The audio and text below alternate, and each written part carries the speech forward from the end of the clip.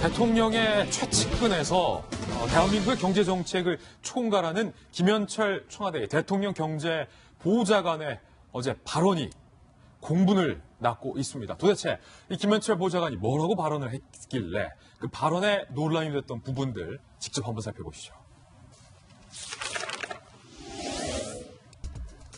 첫 번째, 지금 가장 공분을 낳고 있는 발언이 바로 이 발언.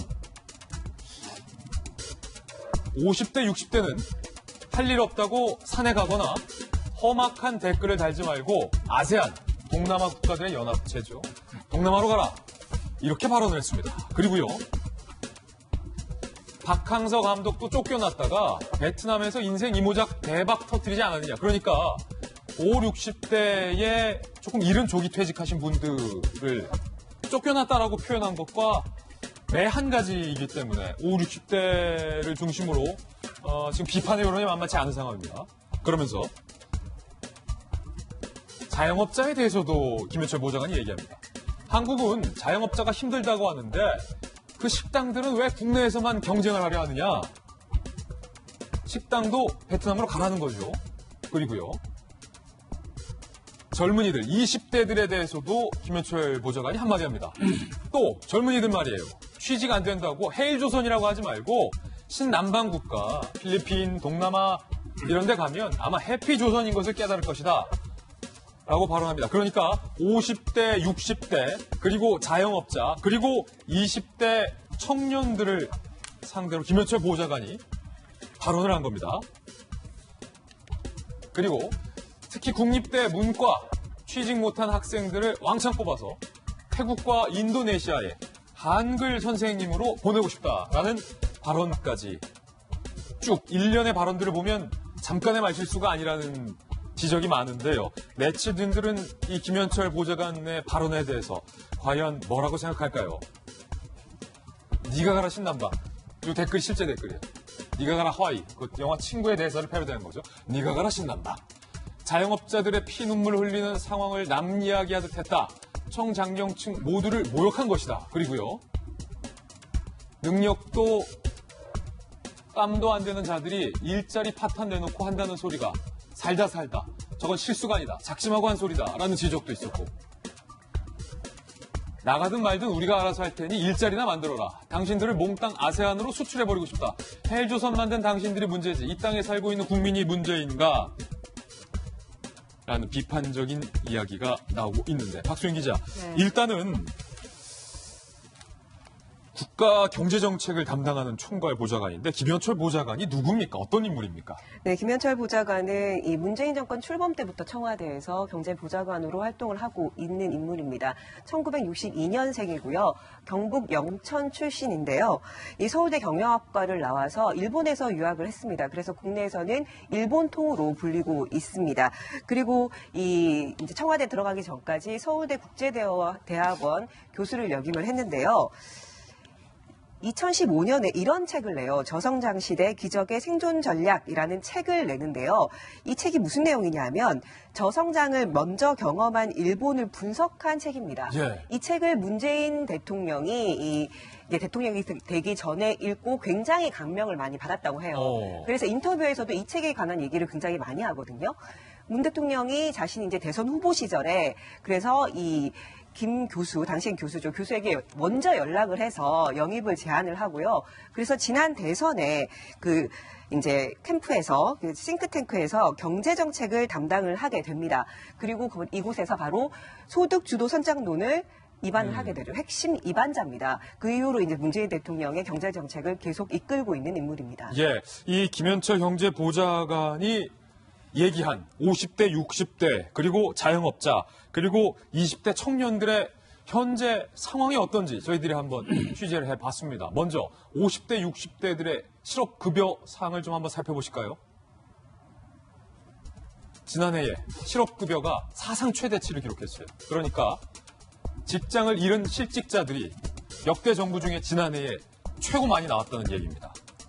그중에서도 50대의 실직자들이 12% 늘었다. 그러니까 실업급여를 타간 사람만 12%로 늘어난 거니까 실제로 직장을 잃은 사람들, 그중에서도 실업급여를 타지 못한 사람들까지 포함하면 더 많다는 거죠. 50대, 60대의 실직률이 지난해 어마어마했다는 거예요. 60대에는 20%나 급증했습니다. 34만 명, 50대에는 25만 명이 적게 잡아도 실업급여를 타간 실직자로 지난해만 발생을 했다. 이 50대, 60대에게 험한 댓글 달지 말고 산이나 가지 말고 동남아로 가라 라고 김현철 보좌관이 이야기를 한 셈입니다. 자영업자들 볼까요?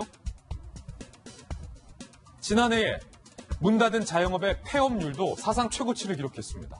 더는 못 뱉습니다. 88.1%. 10곳이 문을 열면 9곳이 문을 닫는다는 거예요. 그 정도로 자영업자들 상황이 안 좋은데 이 자영업자들을 상대로 김현철 보좌관은 왜 한국에서만 경쟁하느냐? 동남아로 가라 라고 이야기를 했다는 겁니다. 그리고 지난해 이런 일도 있었습니다. 50대 하청업체 대표가 6명의 자녀를 남겨주고 극단적인 선택을 한 사건이 있었습니다. 지난해 7월 딸 셋, 아들 셋을 둔 가장 건설용 외장재 공사업체 대표 A씨, 하청업체 대표예요. 공사 대금 1억 3천만 원을 못 받아서 결국에는 경제적인 이유 때문에 극단적인 선택을 했었던 일도 있었습니다. 시행사 대표에게 쓴 유서도 나왔어요. 아무리 어려워도 직원들 월급은 꼭 챙겼다. 사장님도 그렇게 살았으면 좋겠다. 그러니까 우리에게 공사 대금을 안 준 상대 시행사 대표에게 나는 내 직원들 월급 다 좋았다. 사장님도 좀 그렇게 하시라. 박정화 대변인. 네. 공교로운 점이 있어요. 그러니까 저희가 지금 최근에 보면은 정부 여당에서 그 경제 상황은 좋은데 실물 경제 상황은 좋은데 그 가짜 뉴스 프레임을 만들어서 경제가 어렵다고 자꾸 하는 거 아니냐 이런 얘기를 하고 있거든요.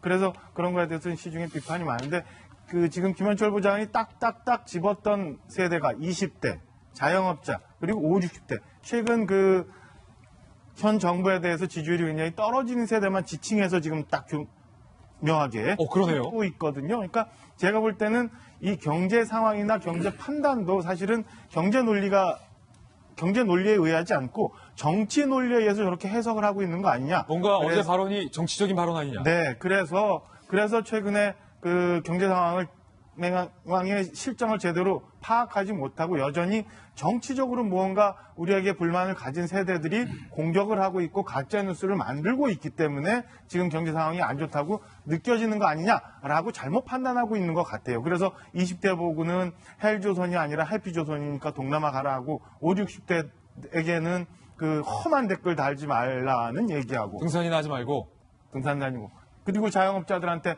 동남아 가거나 뉴욕이나 런던 가서 그런 식당 해라 이런 얘기를 하고 있는 거 아닌가라는 생각이 듭니다. 김현철 부장이 작년 11월에 어떤 정책 세미나 가서 이런 얘기를 해요. 기승전 기업 살리기를 요구하는데 참 개탄스럽다.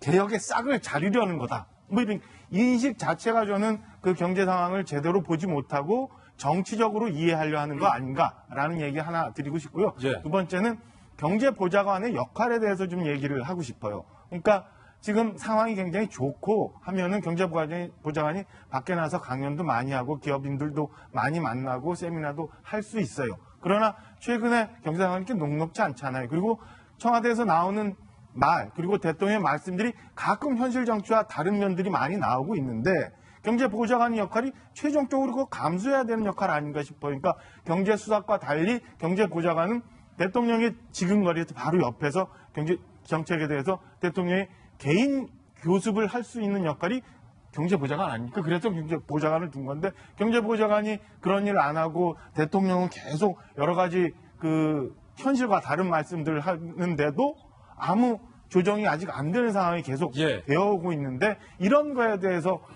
좀 더 노력을 좀 해야지 밖에 나가서 강연하고 뭐 심지어는 신남방 비즈니스 연합회 만들어서 그런 기업들 모아가지고 또 자꾸 강연하고 이럴 일인가라는 생각이 좀 듭니다.